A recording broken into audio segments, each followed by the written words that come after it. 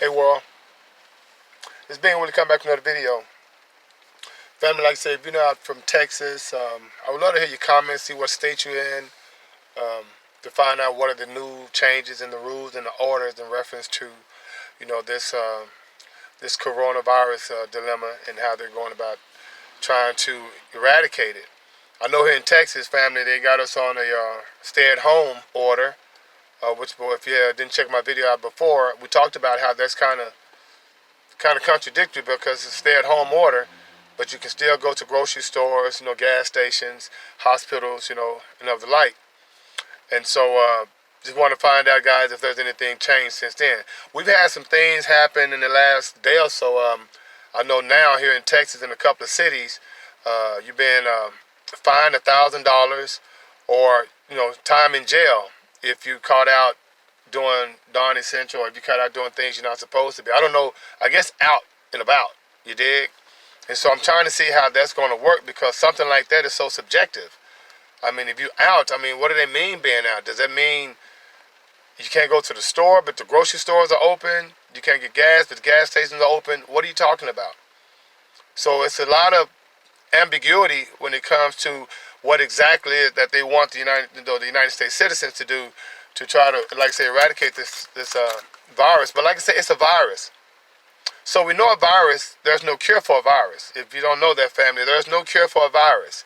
So what you do for a virus, it kind of has to run its course, and you have treatment to try to, eliminate the symptoms till you're feeling better, till your immune system builds up enough, strength so you can carry on to your normal life. But that's just like the flu, just like the cold, things of that nature. There's some things that have to go on before your body is strong enough to kind of get back to normal. Like say, fam, I had the flu, it was 6 months ago, and, I do the same thing I've always done when I get the flu. I rest, treat the symptoms, you know, uh, hydrate myself, stay away from everybody, you dig, even my kids, you know what I mean? So, and, NyQuil it out. And it's been like that for 20, 30 years, you dig? So, and with the allergies, sinuses situation, kind of the same thing. There's a process. So, I'd like to know, family, what's going on in your states. You know, I would like some clarity on exactly what it means. Because, like I said, I'm still in Austin, and, I went to the golf course, and, there were a lot of people, walking the dogs. Not a lot, but enough people out to where it can still seem like there's some normalcy. Now, will those people, or will I be arrested or have to pay $1,000 fine for being out playing golf? I don't know.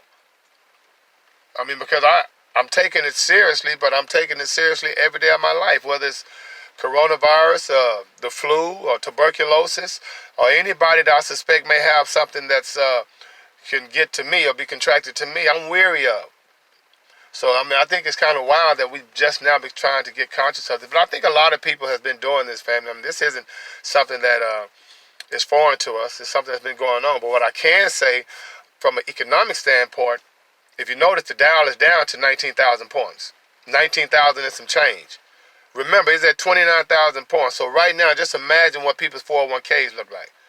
I can tell you right now, my stocks, everything is down. Everything is down. But like I say, when you have a plan, it's not going to affect you.